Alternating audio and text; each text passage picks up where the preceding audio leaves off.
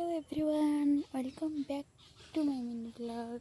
आज early morning रू मुझे सकाल सकाल मोर सब कम सारी मोपाई बनई गोटे cup black coffee and more black coffee ready हो जाता स्ट्रेनिंग करके छात उपर किसी समय बुली बुली पी देती एंड ब्लैक कॉफ़ी पी सारा मुझे तोड़ी देती किसी फूल एंड फुल तोड़ सारा बाहर पड़ी गाधेवाई गाधे आसिकी टिके सजबाज होती सजबाज बोली खाली टिके सीरम लगे गोटे बिंदी लगे आ लिबम लगे बास एतिक मुझे कि सुंदरी सजबाज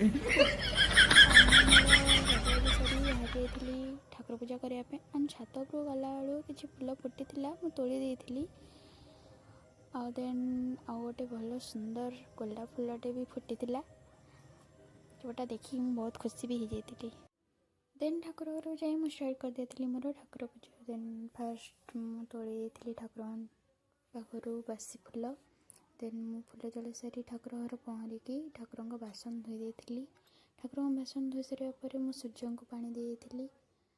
सूर्य को पानी दे सारापर मुझे ठाकुर घर को ठाकुर घरे ठाकुर को गाधे ठाकुर को गाधे सारापर मु ठाकुर मथे चंदन सिंदूर भी दे देती। चंदन सिंदूर दे सारापर फुल भी देकी ठाकुर को टिके भलसे सजाई कारण आज थिला पवित्र बाहुड़ा दशमी एंड पवित्र बाहुड़ा दशमी उपलक्षे आपण समस्त को बहुत सारा अभिनंदन शुभेच्छा एंड शुभकामना।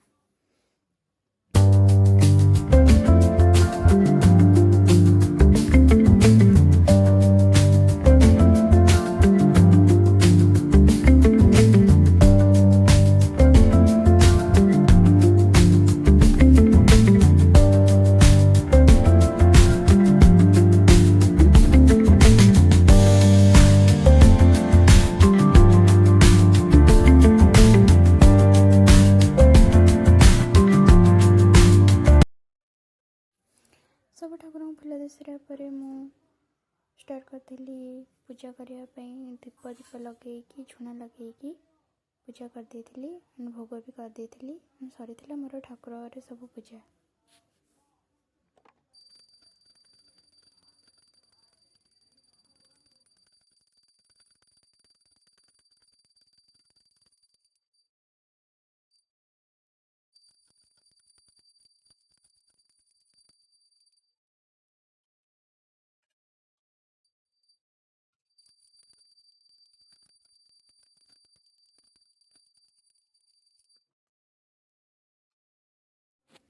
ठाकुर पूजा सारी मुझे आसती बाहर घरे थिला मो बाबा मो जेजे और जेजेमा फोटो तादे पानी छिंची पूजा करी फुल दे देती मोर सरी फाइनाली ठाकुर पूजा मोर फाइनाल उपर सरी जाता। ठाकुर पूजा सारी मुझे खाई किसी गजामुग गजामुग खाई सारापर मु बाहरी जाइली फुल तोड़ापी कारण आज पवित्र बाहुड़ा दशमी जगापी गोटे सुंदर माला प्रस्तुत करने जेहेतु आम गाँव रथ मुझे सब वर्ष ही एमती फुलमाला कर दे थे तो फुलमाला करने मुझे फाइनाल बसी जाइली फाइनाली मोर फुलमाला सरी माला प्रस्तुत कर रखीदे माला प्रस्तुत कर सारी आम जाइलु ठाकुर पाखु खावाई प्रसाद। ये मोर घर पाखे गोटे सान भाई हम तो सब लाज नाई कह कि मुझे सुंदर देखा जाएनि किंतु एक्चुअली सुंदरटा एंड ये मोर गोटे घर पाखे मामू हे बहुत ही भल पाती समस्त को मत भी बहुत भल पाती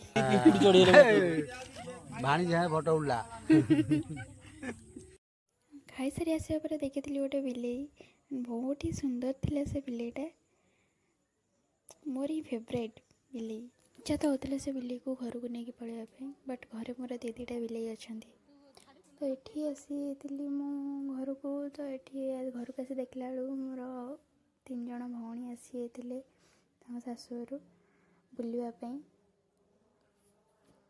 आम टे मजा मस्ती कर मजा मस्ती कर सारापर फोटो भी उठे देलु एंड ये बाहरी थी माला नहीं जावाई ठाकुर पाख कारण ठाकुर पवित्र बाहुड़ा दशमी बाहरी जाते मौसी माँ घर घर को जीवाई। तो ये आसीगले मोर परम मित्र छोट बेलर सांग। तो ठाकुर आ गोटे गाँ बुलिकी आसी जाते फाइनाली आम पहुँची जाइलु ठाकुर पाखे रथ टाणवाई। चलतु रथ टाणवा।